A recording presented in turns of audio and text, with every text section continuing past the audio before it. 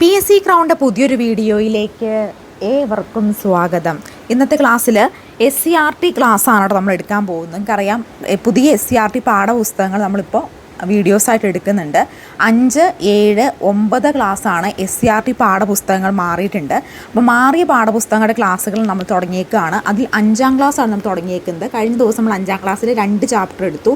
ഇന്ന് 3ഉം 4ഉം ചാപ്റ്റേഴ്സാണ് ഇന്നത്തെ ക്ലാസ്സിൽ നമ്മൾ എടുക്കാൻ പോകുന്നത്. ആദ്യമായിട്ടാണ് PSC ക്രൗൺ എന്ന യൂട്യൂബ് ചാനൽ കാണുന്നതെങ്കിൽ ഒന്ന് സബ്സ്ക്രൈബ് ചെയ്ത് സപ്പോർട്ട് ചെയ്യണേ. ഒരു സബ്സ്ക്രിപ്ഷൻ നമ്മൾ നൽകിയിട്ടും അതുപോലെ ഒന്ന് വീഡിയോ ഒന്ന് ലൈക്ക് അടിച്ചു ഒരു സബ്സ്ക്രൈബ് ചെയ്തിട്ട് തുടർന്ന് വീഡിയോ കാണാനായിട്ട് ശ്രമിക്കുക കേട്ടോ. നമുക്ക് നിരവധി വാട്സപ്പ് ഗ്രൂപ്പുകളുണ്ട്. അസിസ്റ്റൻറ്റ് സെയിൽസ്മാൻ LP UP 2026, 27, അതുപോലെ തന്നെ HSA, KTETൻ്റെ ഒക്കെ ഗ്രൂപ്പുകളുണ്ട്. ഗ്രൂപ്പിൻ്റെ ഒക്കെ ലിങ്ക് ഡിസ്ക്രിപ്ഷൻ ബോക്സിൽ കൊടുത്തിട്ടുണ്ട്. താല്പര്യമുള്ള എല്ലാ ഉദ്യോഗാർത്ഥികൾക്കും ജോയിൻ ചെയ്യാവുന്നതാണ്. നിങ്ങൾക്കറിയാം, പുതിയ പാഠപുസ്തകം 5, 7, 9 ക്ലാസ്സിൽ മാറിയിട്ടുണ്ട്. ഈ മാറിയ പാഠപുസ്തകങ്ങൾ എന്ന് പറയുന്നത്, ഈ പാഠപുസ്തകം ഒരു തവണയെങ്കിലും നോക്കിയാക്കും മനസ്സിലാവും ഒരുപാട് ഡീറ്റെയിൽ ആയിട്ടാണ് ഈ തവണ പാഠപുസ്തകം മാറിയിട്ടുള്ളത്. കഴിഞ്ഞ തവണത്തെ കമ്പയർ ചെയ്ത് നോക്കുമ്പോൾ നേരത്തെ ഉണ്ടായിരുന്ന പാഠപുസ്തകത്തിന് കമ്പയർ ചെയ്യുമ്പോൾ ഒരുപാട് അഡീഷണൽ പോയിന്റുകൾ ഇതിനകത്ത് കൂടിയിട്ടുണ്ട്. ചാപ്റ്റേഴ്സിൻ്റെ ലെങ്ത് കൂടിയുണ്ട്. 9ാം ക്ലാസ്സിലൊക്കെ ചാപ്റ്റേഴ്സ് അത്യാവശ്യം വലിയ ലെങ്ത്തുള്ള ചാപ്റ്റേഴ്സാണ്. അപ്പോൾ ഈ ഒരു SCERT ക്വസ്റ്റ്യൻ ബാങ്ക് പാഠപുസ്തകത്തിനെ മുഴുവൻ നമ്മൾ ക്വസ്റ്റ്യൻ ബാങ്ക് രൂപത്തിലാക്കി എടുത്തിട്ടുണ്ട്. അപ്പോൾ നിങ്ങൾ ഈ ക്വസ്റ്റ്യൻ ബാങ്ക് നോക്കിക്കഴിഞ്ഞാൽ നിങ്ങൾക്ക് SCERT പാഠപുസ്തകം പിന്നെ വായിക്കേണ്ട ആവശ്യമില്ല. അതായത് SCERT പാഠപുസ്തകങ്ങൾ അറിയാം, സ്കൂൾ കുട്ടികൾക്കുള്ള പാഠപുസ്തകങ്ങളാണ്, ആക്ടിവിറ്റി ബേസ്ഡ് ആണ്. ഈ ആക്ടിവിറ്റീസ് ഒന്നും നമ്മൾ നോക്കേണ്ട ആവശ്യമില്ല. അതിനകത്ത് ഫാക്റ്റുകളും പോയിന്റുകളുമാണ് നമ്മൾ PSCക്ക് വേണ്ടി പഠിക്കേണ്ടത്.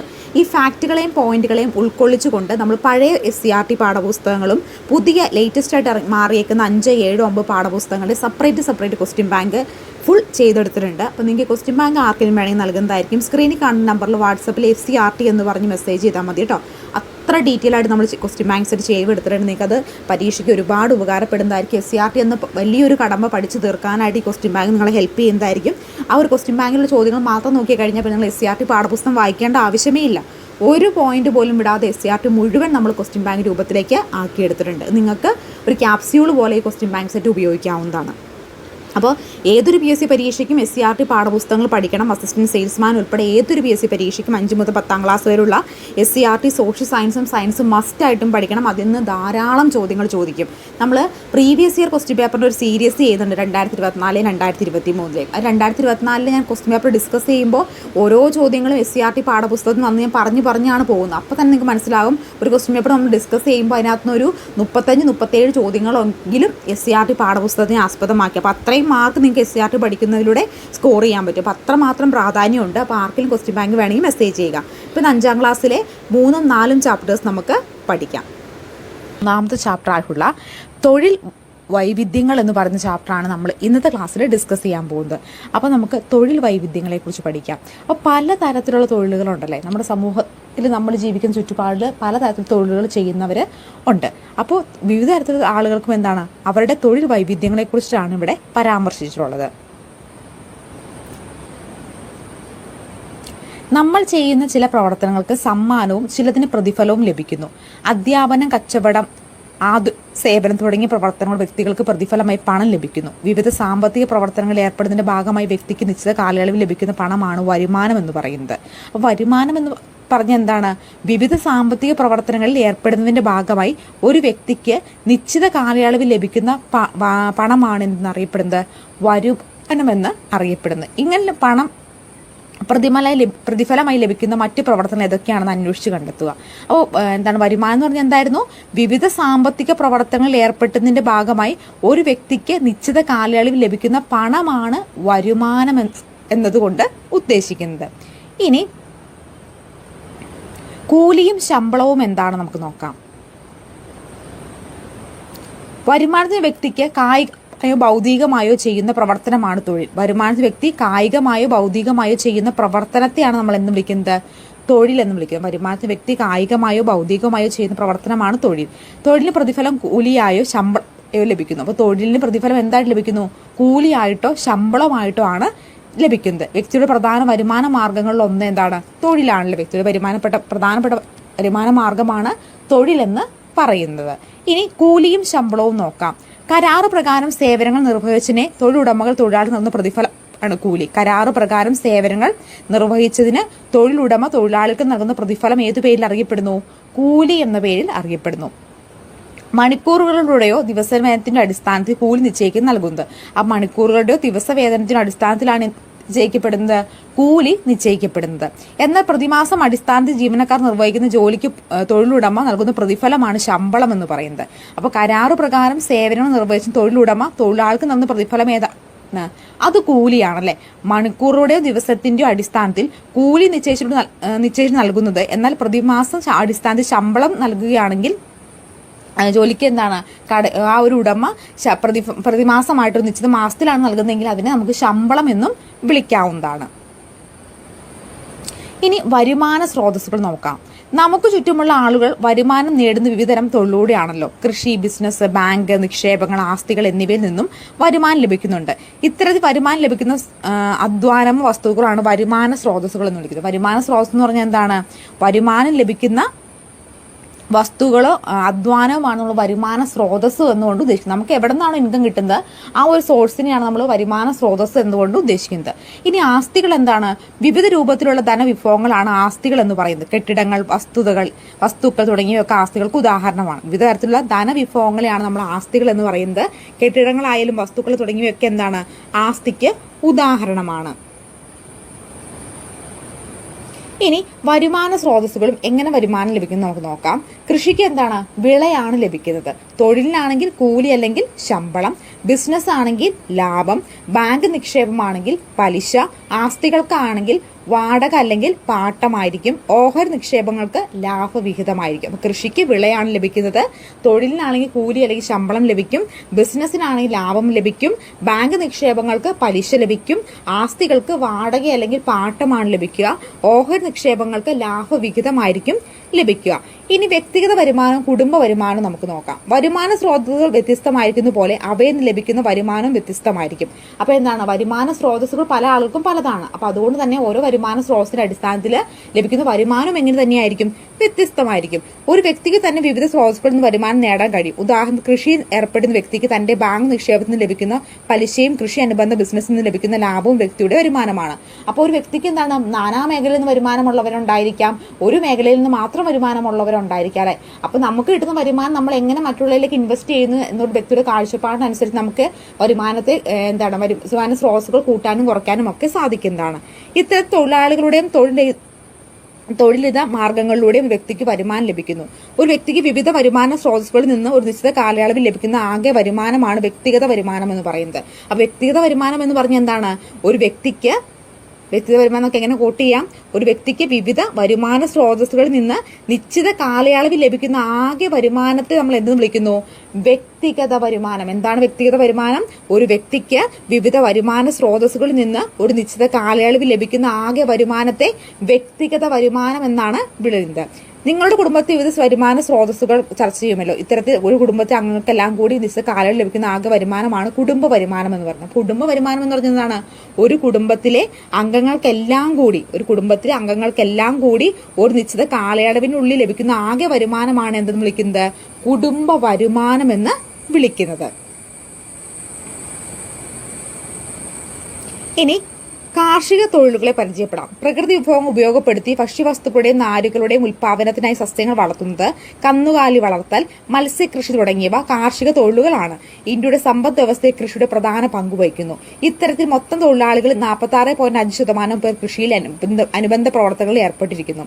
അപ്പോൾ എന്താണ്? പ്രകൃതി വിഭവങ്ങൾ ഉപയോഗപ്പെടുത്തി ഭക്ഷ്യവസ്തുക്കളുടെയും നാരുകളുടെയും ഉൽപാദനത്തിനായി സസ്യങ്ങൾ വളർത്തുന്നത്, കന്നുകാലി വളർത്തൽ, മത്സ്യകൃഷി തുടങ്ങിയ കാർഷിക തൊഴിലുകളാണ്.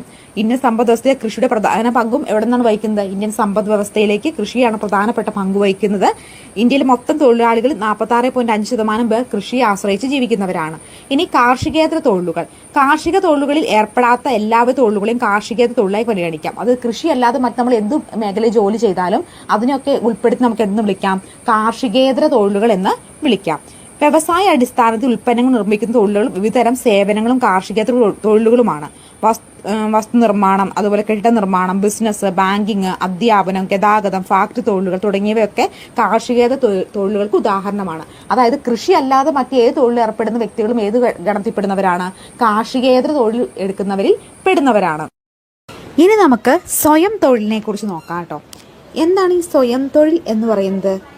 നമ്മൾ സ്വയം, അതായത് വേറെ ഒന്നിൻ്റെ സഹായമില്ലാതെ വേറെ ഒരാളുടെ കീഴിൽ പോയി പണിയെടുക്കാതെ നമ്മൾ സ്വയം ഒരു ബിസിനസ് സംരംഭം തുടങ്ങുന്നു, സ്വയം ഒരു സ്റ്റാർട്ടപ്പ് തുടങ്ങുന്നതൊക്കെ നമുക്ക് എന്ത് പറയാം, ഒരു സ്വയം തൊഴിലെന്ന് പറയാം അല്ലേ. ഏതെങ്കിലും ഒരു തൊഴിലുടമയുടെ നിയന്ത്രണത്തിലല്ലാതെ സ്വതന്ത്ര സാമ്പത്തിക പ്രവർത്തനത്തിലൂടെ ഉപജീവനം നടത്തുന്നതിനെയാണ് സ്വയം തൊഴിൽ എന്ന് പറയുന്നത്. അതായത് സ്വയം നമ്മൾ കണ്ടെത്തുന്ന ഒരു തൊഴിൽ.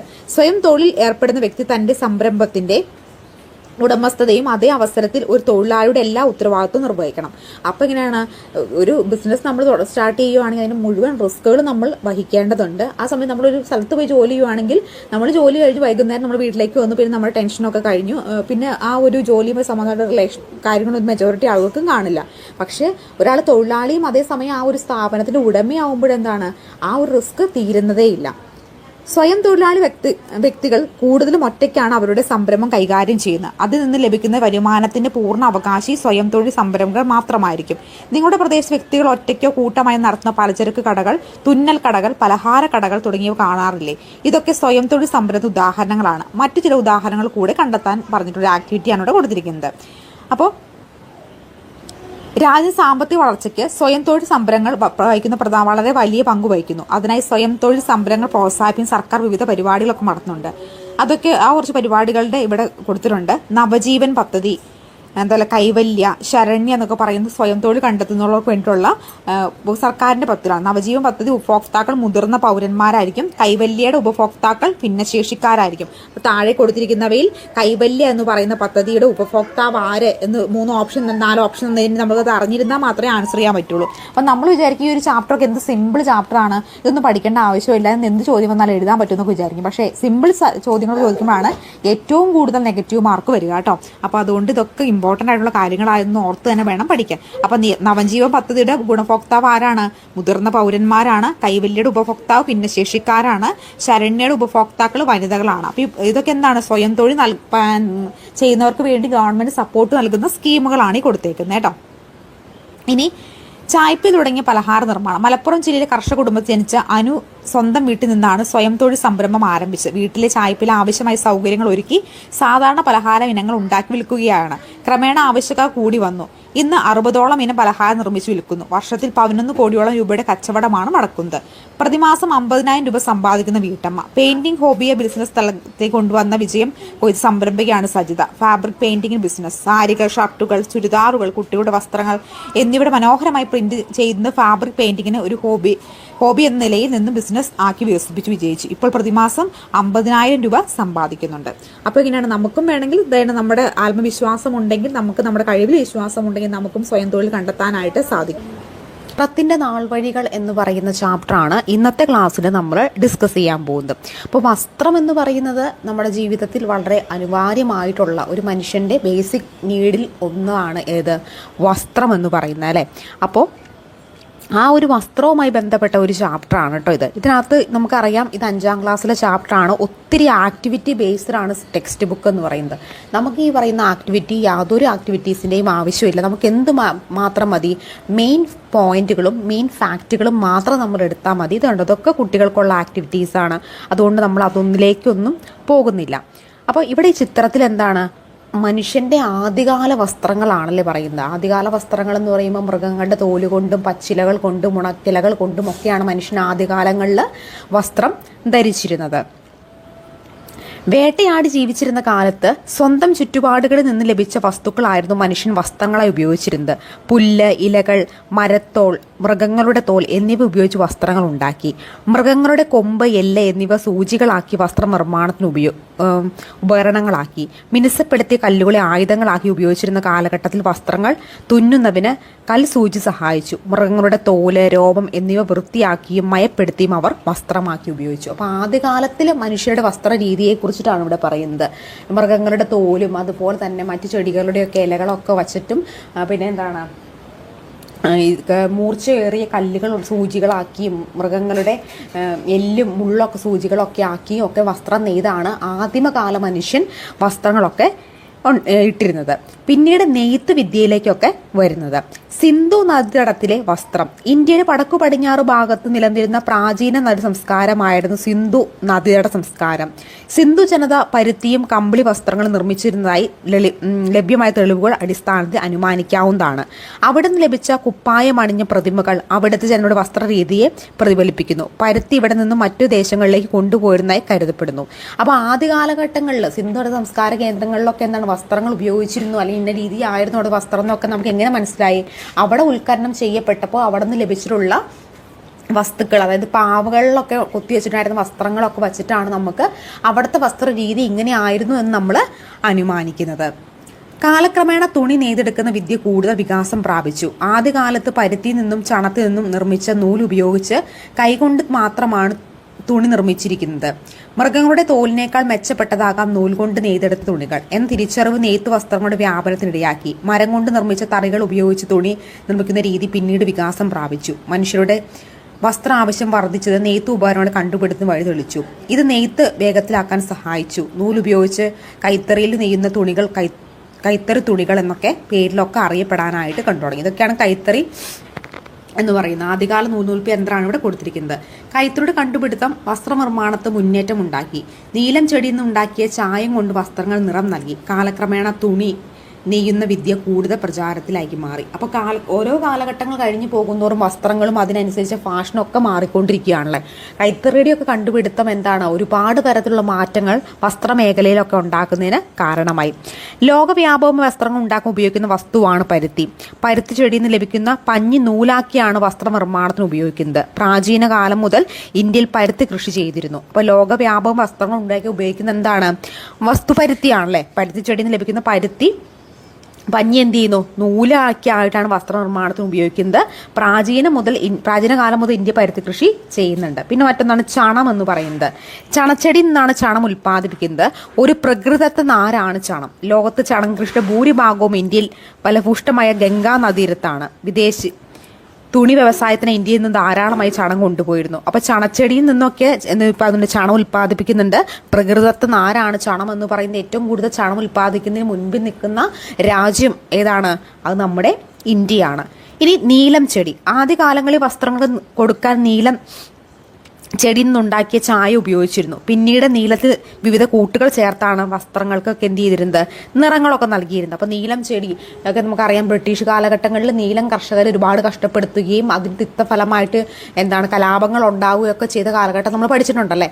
അപ്പോൾ ഈ നീലം എന്തിനു വേണ്ടി ഉപയോഗിക്കുന്നത്, വസ്ത്രങ്ങൾക്ക് നിറം നൽകുന്നതിന് വേണ്ടിയിട്ടാണ് നീലം എന്ന് പറയുന്ന ചെടി ഉപയോഗിച്ചിരുന്നത്. നമ്മുടെ നാട്ടിൽ നിരവധി കൈത്തറി കേന്ദ്രങ്ങളുണ്ട്. കണ്ണൂർ, തിരുവനന്തപുരം ജില്ലകളിലെ ബാലരാമപുരം, തൃശ്ശൂർ ജില്ലയിലെ കുത്താമ്പള്ളി എന്നിവ പ്രധാന കൈത്തറി കേന്ദ്രങ്ങളാണ്. കുത്താമ്പള്ളിയൊക്കെ വളരെ പ്രശസ്തമായിട്ടുള്ള കൈത്തറി കേന്ദ്രങ്ങളല്ലേ.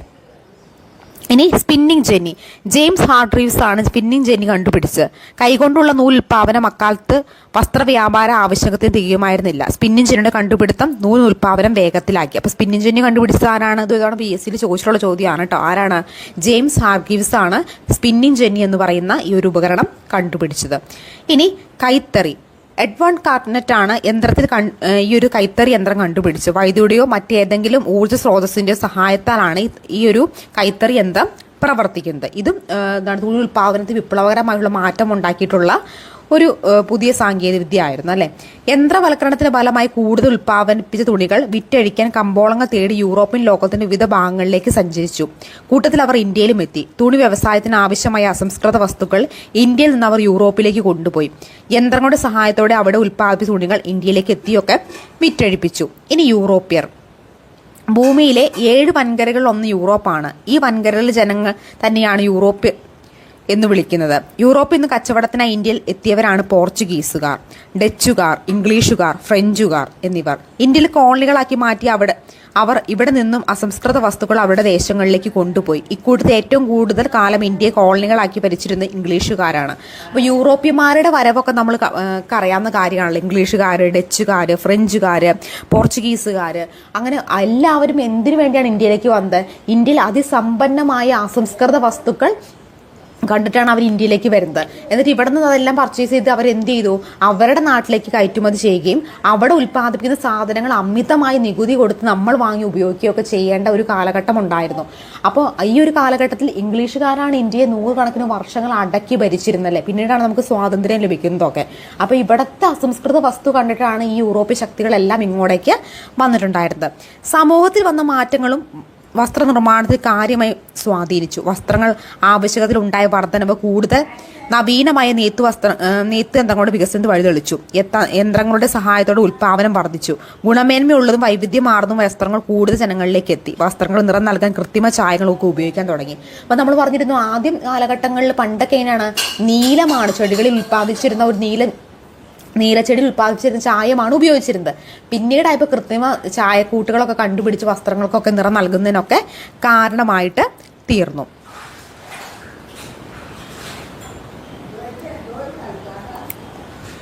ഇനി വസ്ത്രനിർമ്മാണത്തിൽ ഉപയോഗിക്കുന്ന നാരുകളെ നമുക്കൊന്ന് പരിചയപ്പെടാം. അതിനുമുമ്പ് വസ്ത്രനിർമ്മാണത്തിൽ പ്രകൃതിദത്ത നാരുകളും കൃത്രിമ നാരുകളും ഉപയോഗിക്കുന്നു. ജന്തുക്കളിൽ നിന്നും സസ്യങ്ങളിൽ നിന്നും പ്രകൃതിദത്ത നാരുകൾ ഉൽപ്പാദിപ്പിക്കുന്നു. അപ്പോൾ ജന്തുക്കളിൽ നിന്നും സസ്യങ്ങളിൽ നിന്നുമാണ് പ്രകൃതിദത്ത നാരുകൾ ഉൽപ്പാദിപ്പിക്കുന്നത്.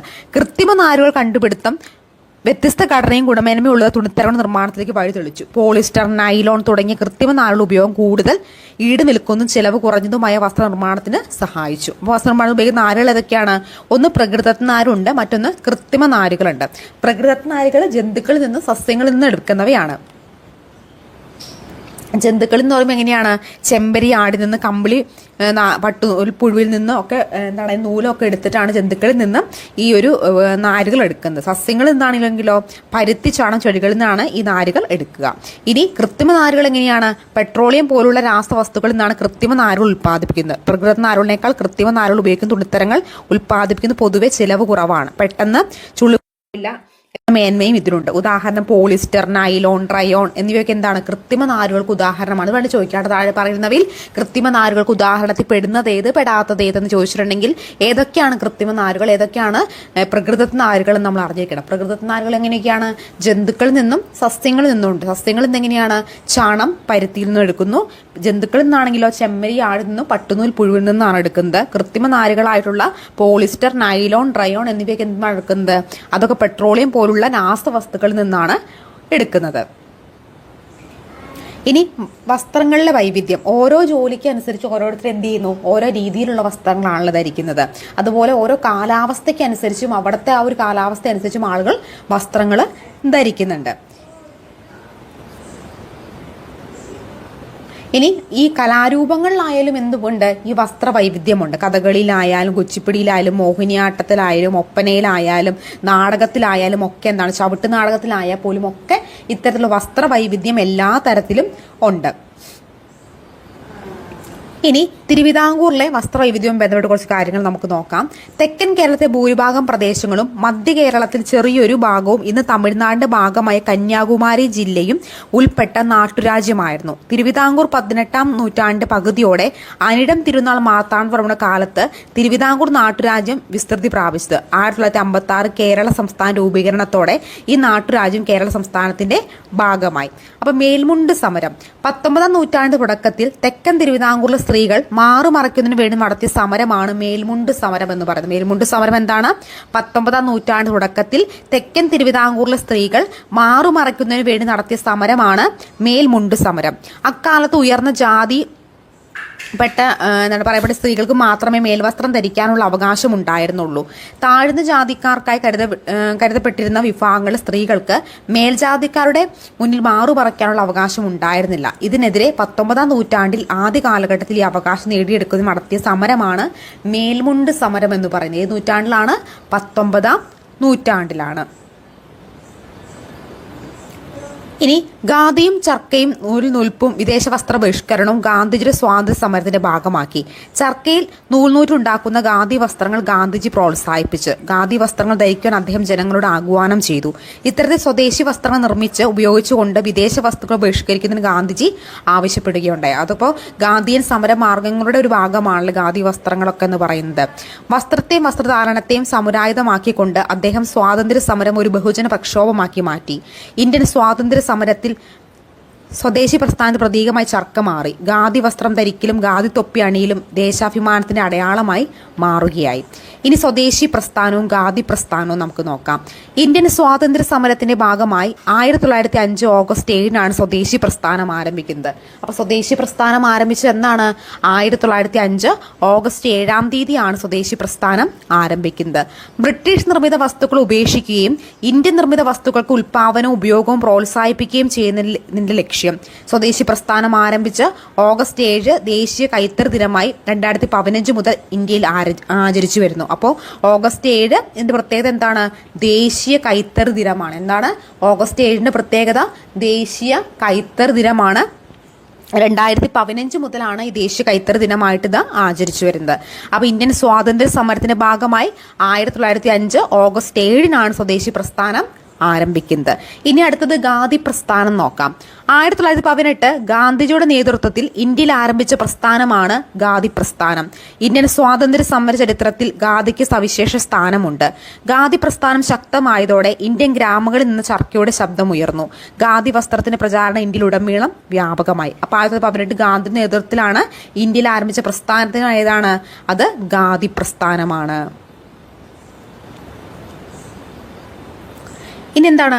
സൗന്ദര്യ സങ്കല്പങ്ങളെ മാറ്റിമറിക്കുന്ന രീതിയിൽ ഇപ്പോഴത്തെ വസ്ത്ര അലങ്കാര രീതികളൊക്കെ ഒരുപാട് തരത്തിൽ മാറിയിട്ടുണ്ടല്ലേ. സിനിമകൾ, സാമൂഹ്യ മാധ്യമം തുടങ്ങിയവയൊക്കെ വസ്ത്രങ്ങളിൽ ഒരുപാട് തരത്തിലുള്ള ഫാഷനുകളായാലും ഫാഷൻ ഡിസൈനുകളായാലും എംബ്രോയിഡറി ആയാലും ഒത്തിരി തരത്തിലുള്ള മാറ്റങ്ങൾ കാലാകാലങ്ങളിൽ നിന്ന് വസ്ത്രമേഖലകളിൽ വന്നുകൊണ്ടിരിക്കുന്നു. ഇനി വസ്ത്രനിർമ്മാണ രംഗത്തെ തൊഴിൽ മേഖലകൾ ഏതൊക്കെയാണ്? തുന്നല്, വസ്ത്രാലങ്കാരം, എംബ്രോയിഡറി, ഡിസൈനിങ്, ചായം മുക്കൽ, നൂൽപ്പ്, നെയ്ത്ത് എന്നൊക്കെ പറയുന്നത് എന്താണ്? വസ്ത്രനിർമ്മാണ രംഗത്തെ തൊഴിൽ മേഖലകളാണ് കേട്ടോ. അപ്പോൾ ഇത്രയുമൊക്കെയാണ് ഈ ഒരു ചാപ്റ്ററിൽ പ്രധാനമായിട്ടും ഈ പറഞ്ഞു വെക്കുന്നത്. വസ്ത്രത്തിൻ്റെ പ്രാധാന്യം, ഓരോ കാലഘട്ടങ്ങളിൽ ഉണ്ടാകുന്ന മാറ്റം, അതുപോലെ ചണം, പരുത്തി, പിന്നെ എന്താണ് നമ്മൾ നോക്കിയത് കൃത്രിമ നാരുകൾ, അതുപോലെ തന്നെ എന്താണ് പ്രകൃതി നേരിട്ടെടുക്കുന്ന നാരുകൾ, അങ്ങനെ കുറച്ച് കാര്യങ്ങൾ, പിന്നെ എന്താണ് ഖാദി വസ്ത്ര നിർമ്മാണം തുടങ്ങി മാറുമറയ്ക്കൽ സമരം, അങ്ങനെ കുറച്ച് പോയിന്റുകൾ മാത്രമേ ഈ ഒരു ചാപ്റ്ററിലുള്ളൂ. അപ്പോൾ ഈ ഒരു ചാപ്റ്റർ നമ്മളിന്ന് പഠിച്ചിട്ടുണ്ട്. ഇനി അടുത്ത ക്ലാസ്സിൽ അടുത്ത ചാപ്റ്ററുമായി കാണാം. അങ്ങനെ